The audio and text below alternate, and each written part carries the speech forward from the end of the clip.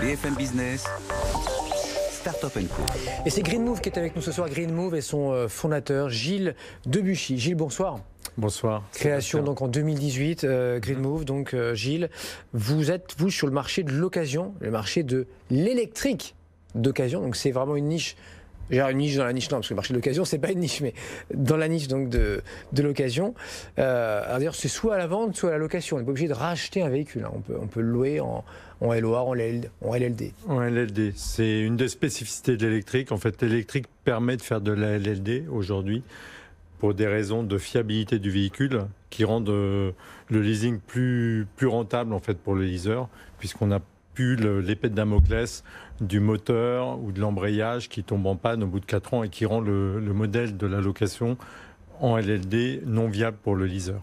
Mais à la base, Green Move, c'est surtout essayer de répondre à une problématique forte aujourd'hui, qui est que le plus grand nombre n'a pas accès aux véhicules électriques aujourd'hui, pour des raisons principalement de prix. Et donc, ce qu'on essaie de faire, c'est via l'occasion, donner accès au plus grand nombre à ces véhicules électriques, notamment à tous ceux qui continuent à être obligés de prendre leur véhicule tous les jours pour aller au travail, par exemple, et à qui on fait souvent en ce moment un procès en inconscience écologique, je dirais. Et je pense qu'on a cette solution qui est la seule possible aujourd'hui de déverrouiller le marché du véhicule électrique d'occasion. C'est sûr que celui ou celle qui va au travail tous les jours avec alors on va cumuler avec un SUV diesel sans faire de covoiturage, il se fait insulter du matin au soir dans les médias, etc. Là. Exactement. Ouais. Exactement. Donc le gros SUV diesel, on peut le comprendre, mais il y a des gens qui sont dans des petites Clio diesel qui peuvent aussi avoir ce sentiment de ne pas pouvoir participer à l'effort écologique d'ensemble. Et en fait, on répond à cette problématique-là. Il faut savoir qu'aujourd'hui, un véhicule électrique neuf, prime écologique déduite, c'est minimum 25 000 euros. Alors qu'en occasion, on arrive à avoir des bons véhicules à 10 000 euros. Sauf que 25 000 euros 25 000 euros. Ouais. Prime déduite, vous dites. Oui, tout à fait. Donc c'est la Zoé, quoi. Oui, et batterie incluse, parce que souvent dans les prix faciaux, on n'a pas la batterie, elle est en location à côté, etc. C'est une des complexités dans l'électrique. Mais en fait, le problème pour aller sur l'occasion électrique, il faut casser des freins, en fait, parce que à la limite, vous me dites... C'est des freins techniques, psychologiques, c'est quoi là ? Psychologiques avant tout. Ouais. C'est-à-dire que quand vous avez une annonce véhicule électrique à 10 000 euros, vous vous dites pourquoi pas, mais est-ce que finalement, sur un véhicule qui a 3 ou 4 ans, est-ce que je vais prendre le risque d'acheter un véhicule alors que la technologie évolue assez vite, en tout cas sur le papier. Donc j'ai cette impression d'obsolescence qu'on a pris l'habitude d'avoir sur les équipements de type téléphone, typiquement. On a vu notamment des centaines d'Autolib, de Bolloré en vente les 2 dernières années, sur le Bon Coin, etc., parfois pour rien, 4-5 000 euros. Et effectivement, elles ont dû trouver preneur, j'imagine, mais si le prix était aussi bas, c'est que les gens se demandaient, en fait, c'est un véhicule qui a beaucoup roulé ou à l'inverse qui n'a pas roulé, mais est-ce que les batteries vont être fiables ? Il y a toujours des questions parce qu'on ne connaît pas la technologie, en fait. Exactement, donc c'est exactement ça. Par exemple, l'autre frein, c'est la batterie.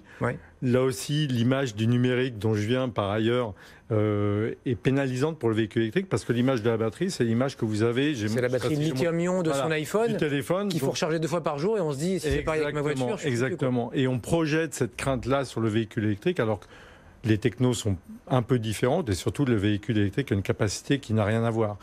Donc votre solution alors notre solution, c'est déjà de donner aux clients un véhicule électrique, de lui proposer des véhicules électriques qui correspondent à son usage. Donc on va aller regarder avec lui son besoin, ses parcours quotidiens, etc. Et on s'aperçoit que dans 90% des cas, alors qu'aujourd'hui il y a une forte surenchère sur le neuf, sur des autonomies de 300, 400, 500 km, c'est un peu la guerre marketing. En fait, on a besoin de 20-30 km par jour, quoi. Voilà, en moyenne, les gens font 100 km par jour au maximum. 100 km Ah ouais. Non, mais sur des usages... en région, mais... En région, voilà, en périurbain. Mais ça dépasse jamais 100 km. Et donc, en fait, un véhicule de 3 ou 4 ans qui a 150 km d'autonomie, qui va être à moins de 10 000 euros, il peut ça suffira largement, quoi. Voilà.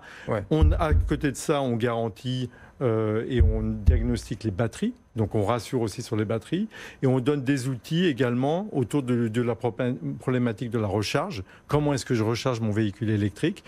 Et là aussi, on désacralise la chose. Il ne s'agit pas de mettre une installation extraordinaire dans son garage. Des superchargeurs à 30 000 €, je sais pas quoi. Exactement, une prise renforcée qui est raccordée au tableau électrique directement pour des problématiques de sécurité suffit. C'est 300-400 €. Voilà. Et puis la dernière crainte, c'est l'autonomie, la crainte de tomber en panne sèche au bord de la route. Et par rapport à ça, on a aussi une application qui permet aux gens de faire, c'est un peu le Waze de la batterie électrique, de prévoir très précisément leur consommation quand ils sont en déplacement. Voilà.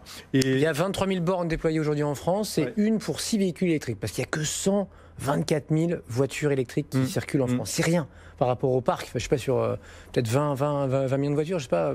20 millions de voitures au total, oui. 20 millions, voilà. Et 200 000 véhicules aujourd'hui. Ouais. 90% des recharges se font à domicile, en fait. La borne électrique, elle est bien pour rassurer sur des grands trajets, mais en fait, pour nous, notre conviction, c'est que le véhicule électrique, c'est pas un véhicule pour aller à l'autre bout de la France. Oui, donc c'est soit au travail, soit à la maison qu'on le recharge, quoi. Voilà, principalement. Bon. Il y a, quand même, malgré tout, ça fait penser un peu à l'IoT, ça ne décolle pas. C'est-à-dire qu'on en parle tout le temps, et depuis des années, mais oui, les ventes, aujourd'hui, c'est 2% dans le neuf. Dans le neuf. Alors, certes, ça progresse, mais on part de zéro. Et pourquoi, selon vous, enfin, vous avez rappelé les freins, hein, mais les usages ne sont pas encore là, quoi. Les usages ne sont pas encore là, mais et d'ailleurs, on me pose souvent la question, mais est-ce que les constructeurs qui vendent du neuf vous n'allez pas être gênés par les constructeurs qui vont vouloir promulguer forcément des véhicules neufs? En fait, les deux sont liés, c'est-à-dire que vous n'arrivez pas à vendre des véhicules neufs tant que vous n'avez pas débouché le robinet de la baignoire, enfin le bouchon de la baignoire pour écouler aussi sur le marché de l'occasion. Donc le marché de l'occasion, c'est aussi une manière de vendre en neuf. Donc tout va se mettre en branle petit à petit. Il y a des grosses incitations au niveau de la Commission européenne, vous le savez, pour que les constructeurs poussent les véhicules électriques. Et vous aussi, c'est-à-dire que vous aussi, en seconde main, on peut avoir des aides, etc., et des primes? Alors aujourd'hui, il y a certaines régions qui le font, notamment la région Île-de-France sur les véhicules professionnels. Ça veut dire que le véhicule est subventionné 2 fois, alors une fois en neuf, et à nouveau en seconde main. Alors. Exactement, avec des limitations éventuellement des maximums des plafonds, mais c'est le cas.